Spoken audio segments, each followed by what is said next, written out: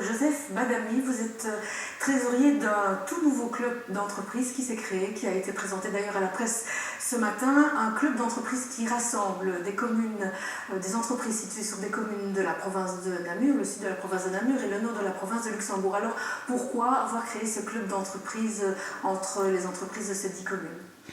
Le fondement du club, c'est vraiment d'arriver à mettre en réseau, toute une série d'entreprises, de pouvoir partager entre nous, nos expériences et pouvoir faire profiter, des jeunes entreprises qui se sont bien souvent isolées. Donc, l'idée est venue du BEP et d'Idelux qui ont voulu, à un moment donné, essayer de créer une dynamique économique dans la région.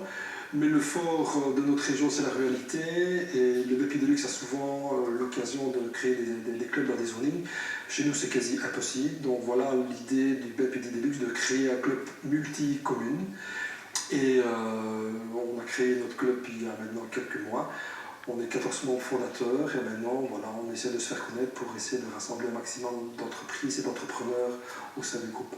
L'idée, c'est de se rassembler entre entreprises et entre communes qui ont une espèce d'identité commune, justement, partager les réalités de terrain de ces entreprises, quelles qu'elles soient d'ailleurs, parce que ça va un peu dans tous les registres. Oui, absolument. Donc, la différenciation par rapport au zoning, nous, au niveau des communes rurales, effectivement, on n'a pas toujours les mêmes objectifs que des entreprises de zoning. Donc, c'est vrai qu'ici, on a une sensibilité qui est quand même de ruralité, de proximité. Je pense qu'on a des sensibilités par rapport à nos régions et je pense qu'effectivement le partage d'expérience qu'il peut y avoir dans des régions rurales n'est pas du tout le même qui peut se retrouver en ville ou dans des zonings industriels. Donc voilà, je pense qu'effectivement la synergie et le rassemblement de 10 communes sur les deux provinces fait qu'effectivement on va arriver à créer une dynamique commune. Alors, on va aller très vite parce qu'on arrive au bout de cette émission. Vous organisez le 22 mars une soirée de lancement pour réunir tous ceux qui sont déjà dans le club et tous ceux qui voudraient y rentrer.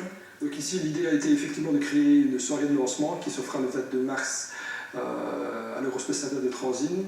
2 invitations ont été lancées, je pense qu'il y en a un peu plus de 3000 et on essaie effectivement d'attirer un maximum d'entreprises, d'entrepreneurs à notre cause, qui est vraiment la mise en réseau et le partage d'expériences et de développement économique de nos 10 communes. Donc un club d'échange de trucs et astuces du bon entrepreneur. Absolument, je pense que le partage d'expérience va faire que les gens sont peut-être un peu plus à l'aise face à leurs difficultés et vraiment d'arriver à aussi dynamiser les jeunes entreprises et les jeunes entrepreneurs qui vont des fois très difficile de trouver une écoute et une oreille attentive à leurs soucis ou à leurs problèmes.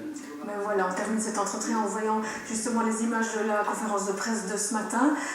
Merci Monsieur Badami de nous avoir rejoints sur ce plateau. C'est ici que se referme notre journal d'information locale. Dans un instant, place à Arnaud Houillard qui vous présente le 3e épisode de Mallette à soucis, une comédie interprétée par les Échos de Namur.